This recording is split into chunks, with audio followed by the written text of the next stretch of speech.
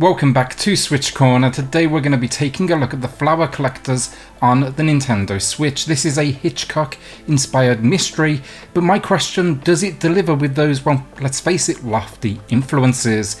Well, that is what I'm here to find out, so hit subscribe if you love the Switch as much as we all do here. Join our growing family, and let's get started.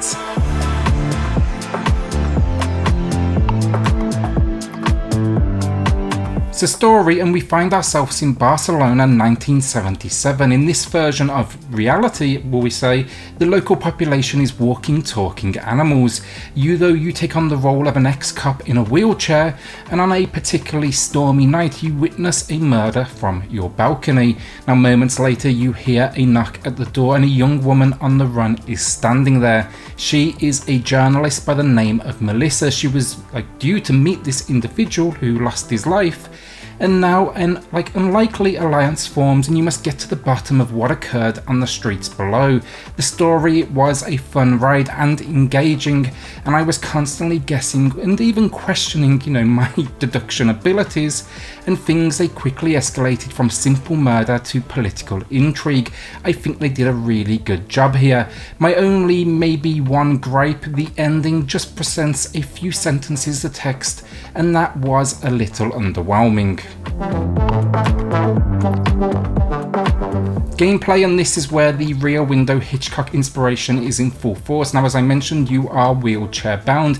You never leave your apartment, so your role in this, you're going to be using two tools from your balcony, binoculars and camera. You'll be watching over this neighbourhood to try and uncover the truth. The square below, it's made up of a church, a cafe, a bar of sorts, a mechanics, and then a few neighbours where you can literally look into their windows. Melissa, then, the journalist, will often be at ground level, and you'll basically be directing who she talks to or maybe what she's going to do next. This is all communicated via a radio, and that very much gave me that kind of Firewatch vibe. Controls here, though, they really come down to free first-person movement around your apartment, that balcony as well, and then with your binoculars and camera you can zoom and take photos. At times it almost felt like a story-driven spot the object experience as you scour this location looking for that next key story point. These are actually highlighted thanks to a target reticle on the camera that will turn red. There's a few other pieces too, like interacting with items around your apartment, directing Melissa in almost like stealth moments, or making dialogue selections.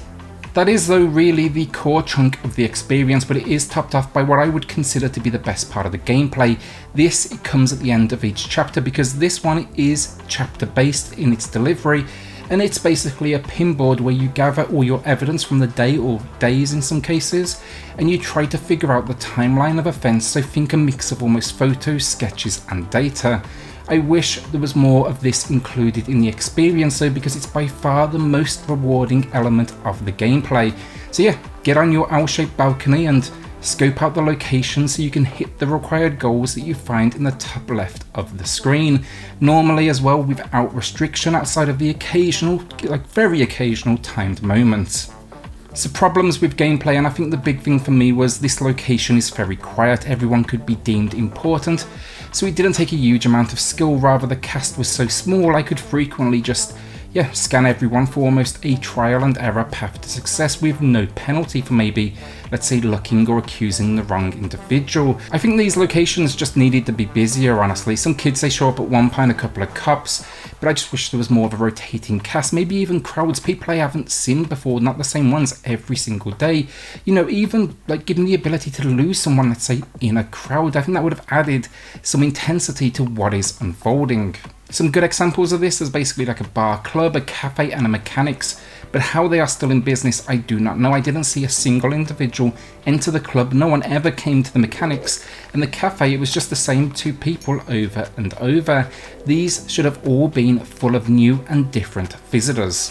Finally, for problems, the level design. The L-shaped balcony you work on is generally fine, meaning you need to keep repositioning yourself, but there's a couple of plant pots that seem just purposely designed to annoy and obscure my view on the edges of the balcony. They just don't feel necessary. Give me an open line of sight to enjoy, because it just doesn't add anything other than being a little annoying to position your way around. And any sane individual conducting surveillance like this would immediately take them down. Alright, so that last point is definitely very picky, but overall I enjoyed this one and I want to put that out there. I don't want you to think I didn't, but it does feel very basic and if anything a little under ambitious. The potential is very much clear, the idea is great, but it can't quite deliver or reach what it could have been, and you'll wrap it up in around 3 hours.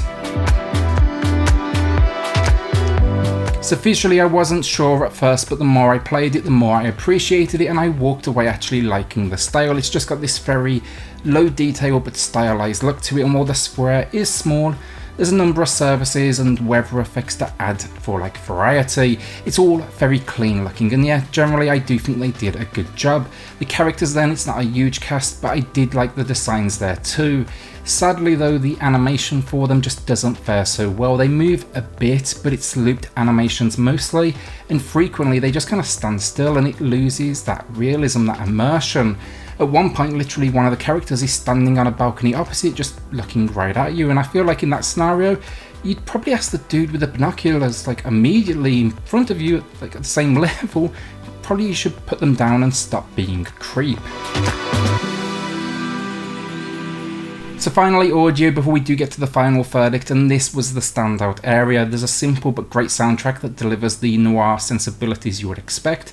Some minor sound effects that definitely add for realism, but the standout area, the voice acting, every line of dialogue is recorded. I think they absolutely deliver it in that area as well, and it just brings a lot of personality to this title that would have no doubt been missed given the simplistic gameplay and also very simple but stylized world design.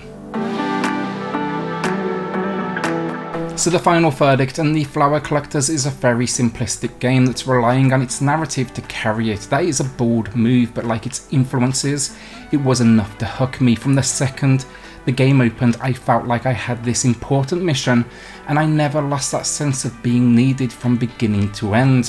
What sadly though did leave me feeling underwhelmed was just how limited its cast was, with maybe 8 or 9 individuals total on my screen in the busiest of moments. It went from a game that should have had me hunting and looking over crowds into a relatively simple trial and error gameplay loop. Basically, it delivered and captured my curiosity, but it was missing a sense of tension that should have come along for the ride with murder on the cards. Today I'm giving the Flower Collectors an above average 6 out of 10. The story does enough to pull it away from being just average, but I can't shake that feeling that this also could have been just so much more. If you do like games though, like Firewatch, you know, that narrative adventure, a favourite of mine personally, I'll say this, I think this is still absolutely worth a play. With that then, a shout out to the patrons of the channel who are just going above and beyond to support SwitchCorner. It helps more than you know, so thank you all so much. If you do want to check that out for yourself, I have linked it in the video description down below.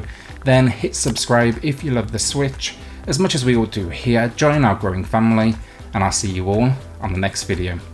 Thanks everyone.